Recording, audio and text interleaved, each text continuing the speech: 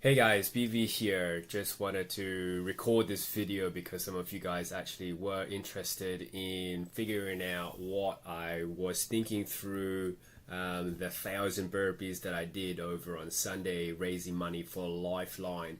So, background to the story: me, Ian, and Tara were actually meeting up over a beer, and we decided that it would be an interesting idea to actually try and see how long it took for us to get through 1,000 burpees. So we came to the gym, my gym, Fiber, Embleton, and we did 1,000 burpees just to see what it felt like um, to go through the entire exercise or the entire workout. Um, when I first did it, it was 2 hours 45 minutes, and it was a really long time, I believe, because I remember stopping for a long time because I was really tired from the actual amount of burpees that we were doing.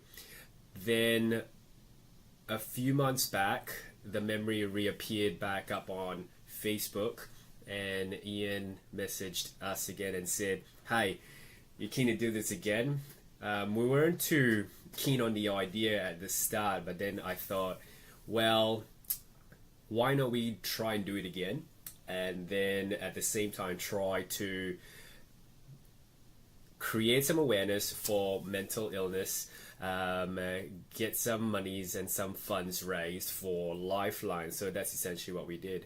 And that made it, and everybody said yes instantly, straight up. And then what happened was we actually had a few folks who wanted to do this together with us, but then they figured out the enormity of it, the reps that were going to be done. It's not an easy number of reps or to do. It's equivalent to a marathon run. It was 2 hours and a little bit. So that's essentially the volume that we're talking about over here. So mental health for me is an interesting one. I've been through a couple of episodes as well when I was in my younger days where I was in despair and I thought that no one could help me, even though I was around professional help. My father was a doctor. Still there were times when I was growing up when I thought that things really aren't going my way, and there's just no other way left, which really is ridiculous because you really need to think about the other options that could possibly be available if you actually had asked or talked to someone about the issues that you were having, and bottling them up inside was not going to do anything for you. It would manifest as another challenge, and it could become even worse, and you would even get to a space where you would think that there will be nowhere out, and you would think that suicide is the only option left. And unfortunately for some folks that can be the reality, but then with an organization like Lifeline, I think the help that is available there is such an invaluable tool for society now that mental illness is on the rise, and we need that sort of help even more so than ever. Now, I also thought that what a good way to link these two elements up together, the 1,000 burpees and also raising funds for mental health, because you can learn quite a lot of things out of the actual workout itself. Of course, everybody's you can learn a lot out of doing the 1,000 burpees, really, and these are my learnings, and I hope you take away something from it too. In the lead up to the burpees, the 1,000 burpees, I thought, hey, I'm going to try and prepare for this, and I'm going to try and smash the 2 hours and 45 minute time frame that it took me to get through the first lot of thousands. Now, what I did was to actually try and get through some volume to be training for an excess of over 2 hours. I clocked up over 400 burpees in 1 week, and then the next week I clocked up about 600, the next week and then 800 the week after, and then close to 1,000, close to 1,900, 950 the week after. But then after that, I thought, well, that's really not a good thing, though, is it? I mean, why am I doing this 1,000 burpees? I'm trying to raise 1,000 burpees as well, so I'm going to go through a little bit of hardship as well. So I didn't really want to prepare too much for this event as well, because if I did, then it kind of defeats the actual purpose and the relation of the 1,000 burpees and mental health. Because sometimes when you go through a dark patch, you're not really prepared for it, and you really need to adapt, and we really need to try and find ways out of this this darkness and this jungle that sometimes some folks actually get into. So I decided not practice too hard or train too hard for it, and let it happen and just wait for the day to come, and then I'll just do them on the day. So that's essentially what I did.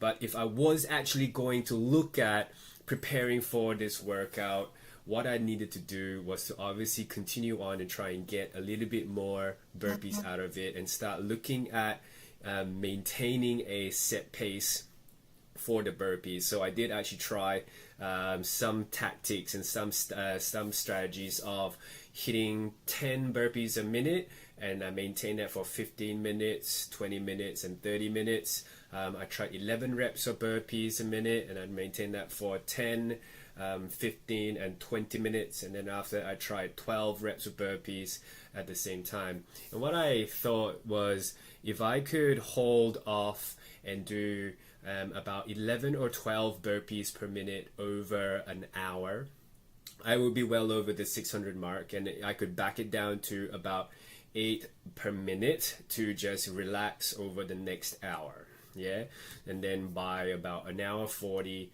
I would be done and through with an hour and 45-ish. I should be done. If there was no rest involved, I would still be able to get through 2,000 of that in under 2 hours.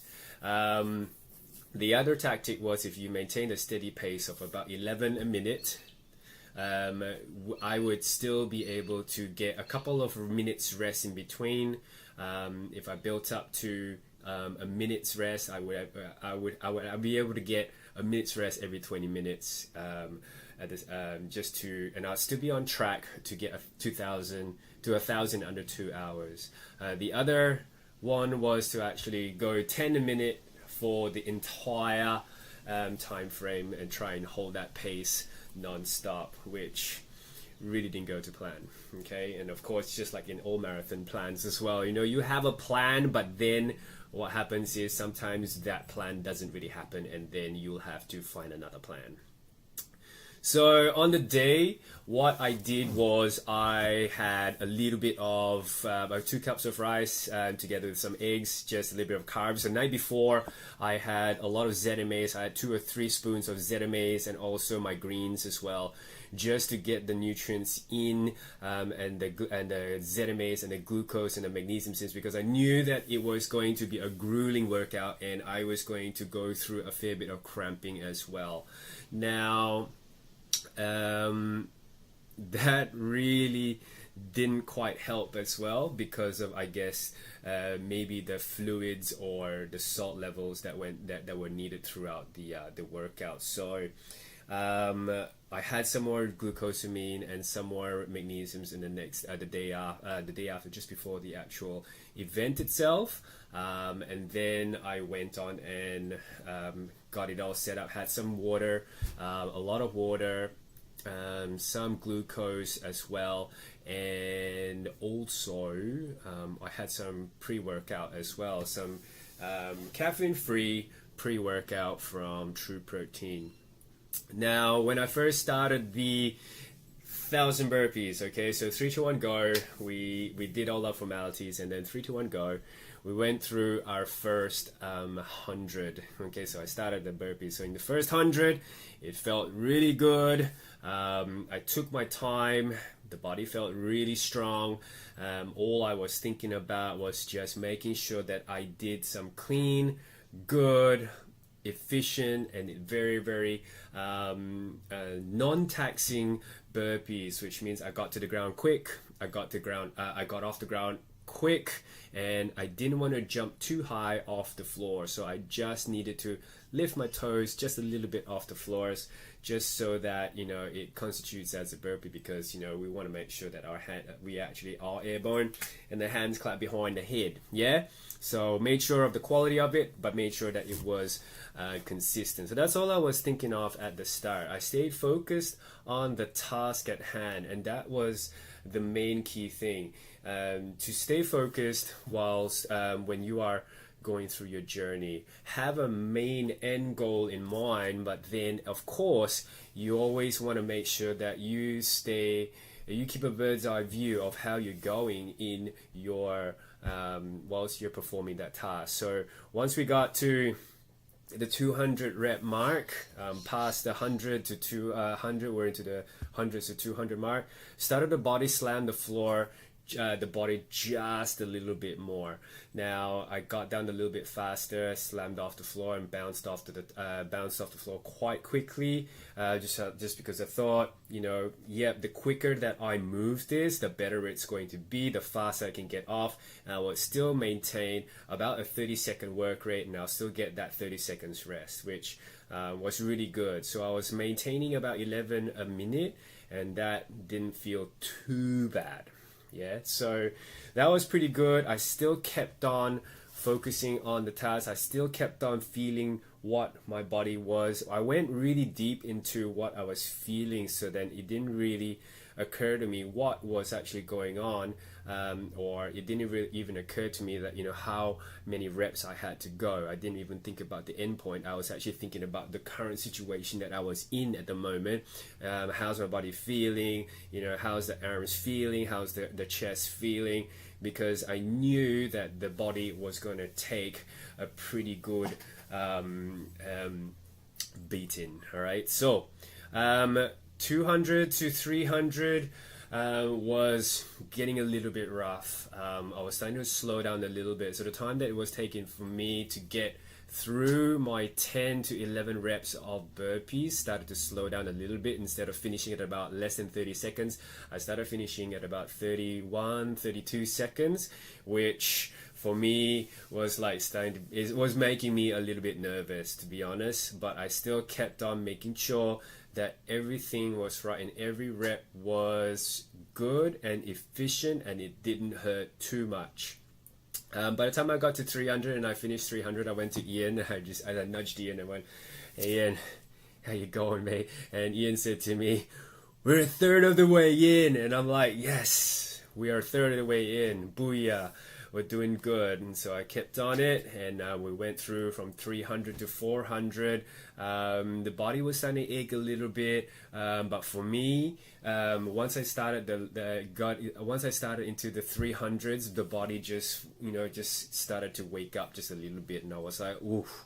Okay, it's starting to hit home that it's starting to get a little bit. I was starting to get a little bit tired, and the chest was starting to go. I could see my sweat starting to rip down my shirt, which is pretty was an indicator of the sweat, of the heat that was building up, which is cool. Still maintained the pace and still kept on the pace, which is pretty good. So I still kept on about 11 to 10 reps per minute, right through from the 300s to the 400s. By about the 400s, the vision started to kind of cut in and out. So I would see little faces here and there and little bits of the day, which for me still is a little bit blur because I don't remember much of it. All I did was, were you there? I think I might have seen your face, but I think I might have seen a dog somewhere there. I might have seen a couple of kids running, which was me going into the dark jungle already.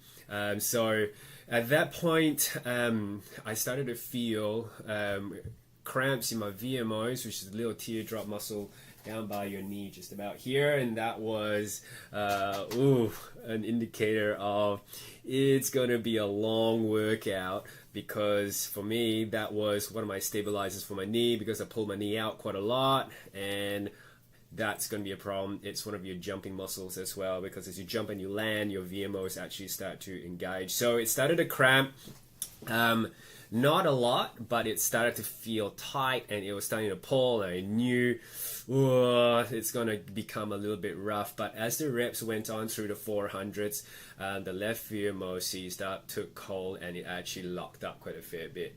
So boom, that went. So all I was trying to do was I needed to take a little bit longer breaks, and I needed to take my breaks a little bit more, just to release and relax that a little bit. So I rubbed it a little bit and kept it on, and I needed to make sure that I could still continue on. So I backed it down a little bit, and I pulled the pace down quite a fair bit. So at this time, I thought, maybe it's the water levels that were not right. So I had to drink and start taking in a lot more water after every round. And then also I had 100 plus there close by, which is just all pure glucose and sodium as well, which was quite good for me. And it was a balance of drinking both of those fluids together. The salts keep the water in you, and the water hydrates you, and also the salts in the 100 plus also gives you a little bit more fuel to get on with the workout as well, because 100 plus has got a lot of glucose inside of it, and the simple sugars inside there were needed for the workout. The salts in there also helped out with making sure that the cramps didn't happen as well. So had to have both of those elements there, and if you're doing any sort of long distance type or long interval type workouts, you would need that.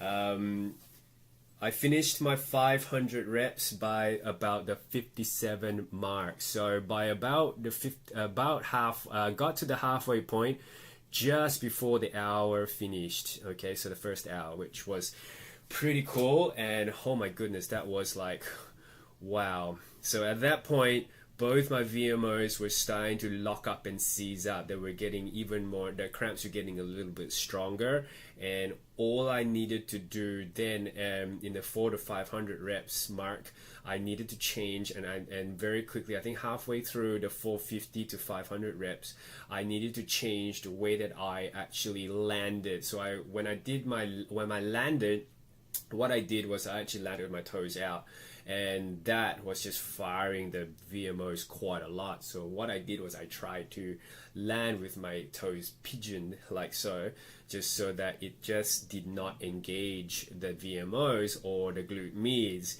which worked a treat. So I started doing that over the next couple of rounds of burpees, which then allowed me to get through to my 500. So I got 500, and I just went to Ian and said, "Ian, how you going, buddy?"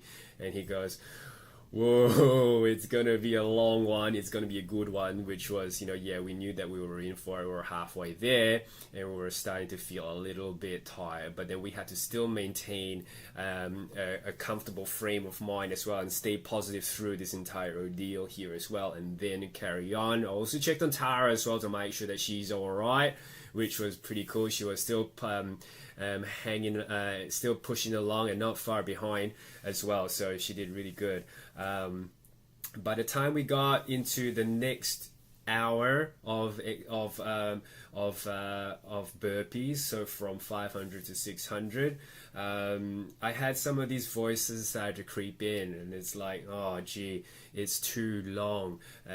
It's already an hour in. We don't have to do this. Why are you doing this? I can't stop now. There's people watching. So there was a lot of inner talk that just all of a sudden is lit up in my head. So I don't know whether it was because of the length of the workout that made me kind of think about all of these things, but just my inner monologues just started going and saying, I need to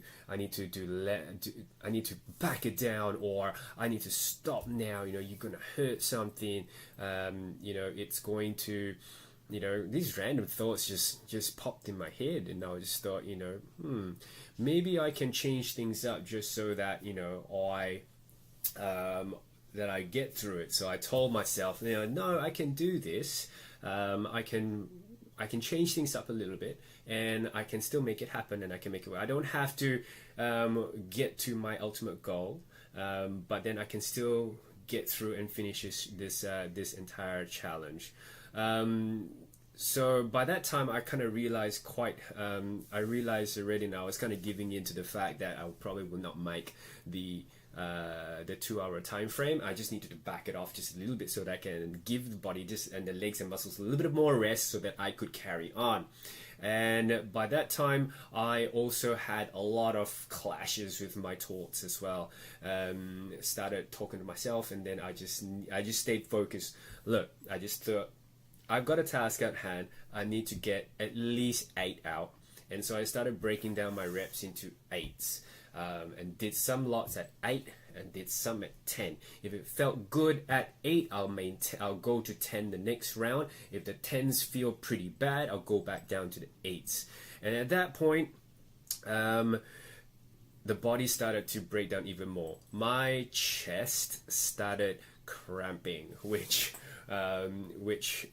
made me change the way that I did my actual push-ups as well, at the bottom of the burpee. So instead of going slightly wider, which was about 45-degree angles in there, I tucked the elbows in quite a fair bit so that it will disengage the pecs and it won't use the pecs, and I'd be just bouncing off the floor using my triceps. So a lot of that happened during the 600 to 650, and then very, very quickly the triceps went as well. They started cramping, they started seizing up, so I had to open up the arms and go wider chest as well. So wide chest it was, and then tight elbows, wide elbows, plus the pigeon toes. I would have been doing some really funny looking burpees, but then it was essentially me trying to manage the different types of ways that I had to do it so that I could actually complete the damn thing. Now, that being said, at that time,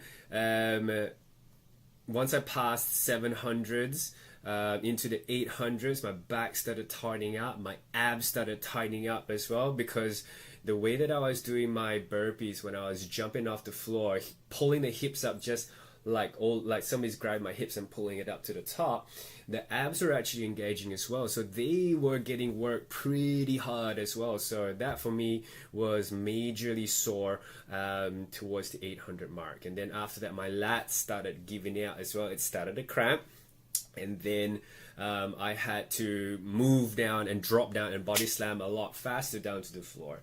So once I got to close to the 200 mark, I asked very quickly what the time was to the 2-hour mark, and I figured out that I had 11 minutes to get through about 150 reps. That was about 850 reps, and I thought, no chance that I was going to get through and get it done in 2 hours. So all I needed to do was to just soldier on.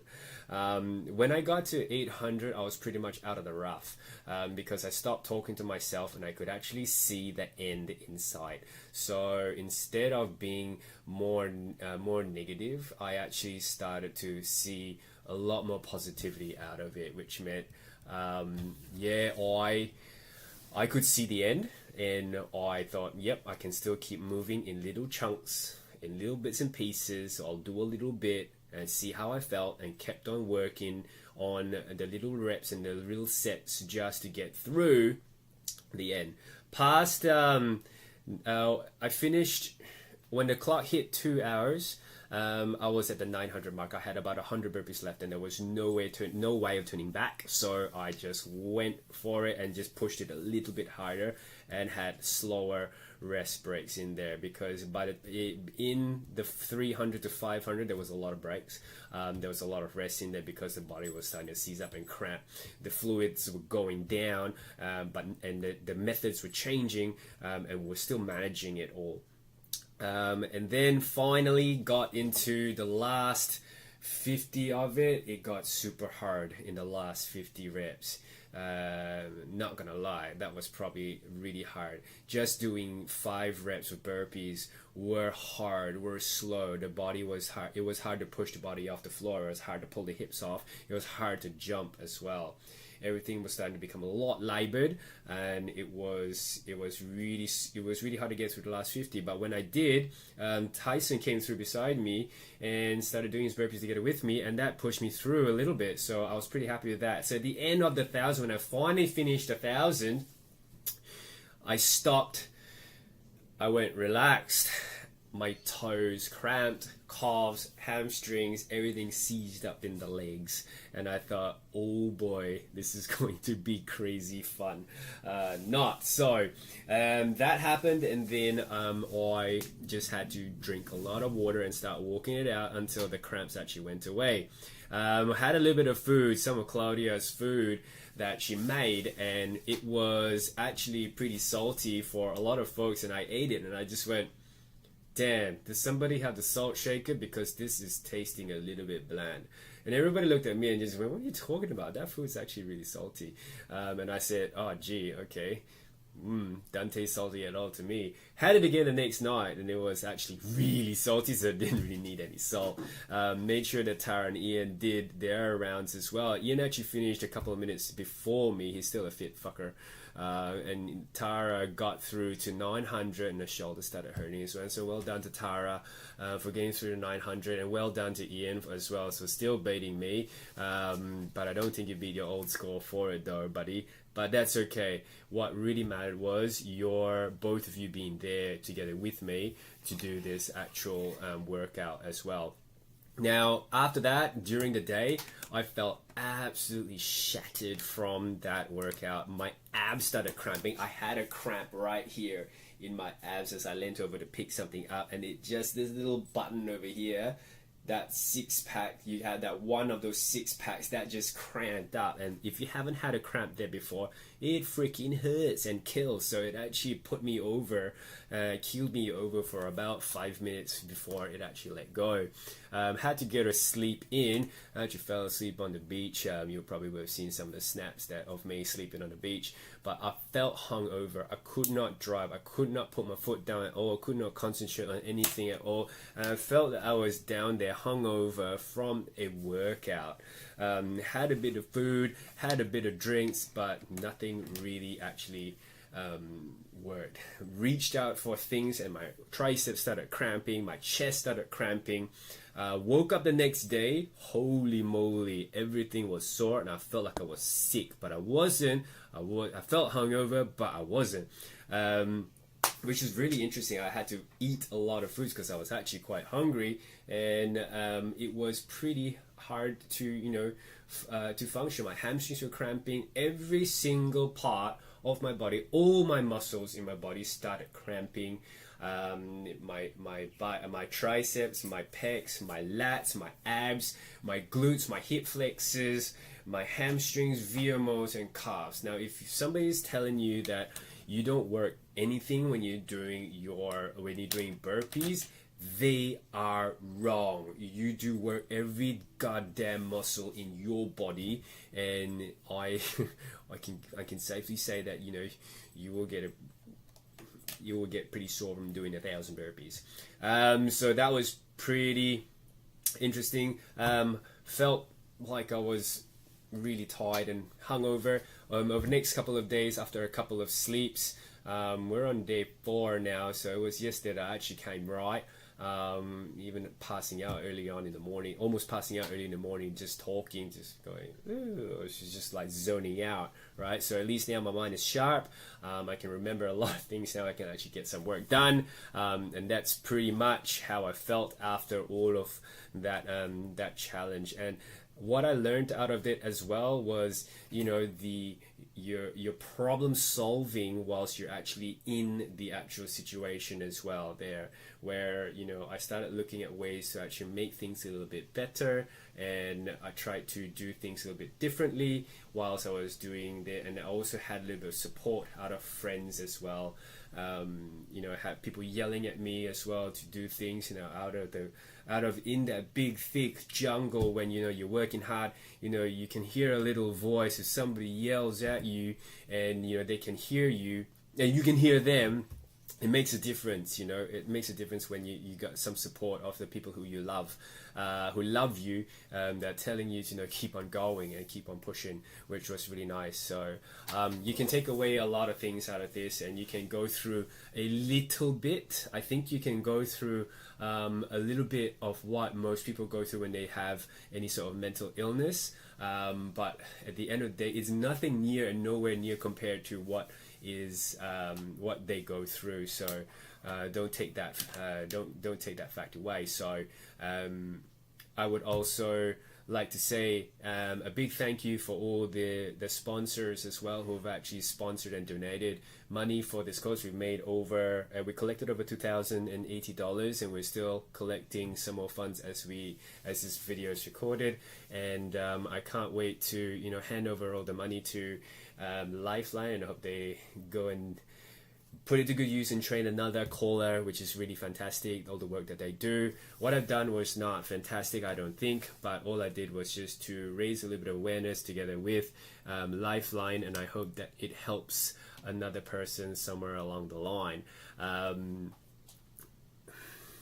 That's pretty much all I'd like to say, guys. I hope you got something out of this video. I hope that, you know, you have enjoyed the experience that I went through. We may even redo this this little event as well, because I've had some texts saying, hey, I'll do this with you next year. You know who you are. You're not backing out from it now, all right? So I think we're going to have to make this a regular thing to do this every year. Once in a while, we'll do a marathon of burpees, and maybe we'll make it even big enough that, you know, if you want to join and do this 1,000 burpees, you know, come up with $500 as well as sponsorship or donations, so that, you know, we can gather and make more money and collect more money and donations for Lifeline WA or Lifeline Australia. So guys, thanks very much for watching, and I hope that, you know, this has impacted you some way. I hope that it has helped you in some way, and you've taken a little bit out of this and learned a little bit out of this. Thanks very much for watching, guys. I'm still going to put the link to donate somewhere up the top there or down on the bottom, and if you do see it, and if the link's still live, please donate and be generous about it. Thanks very much for watching, guys. Cheers.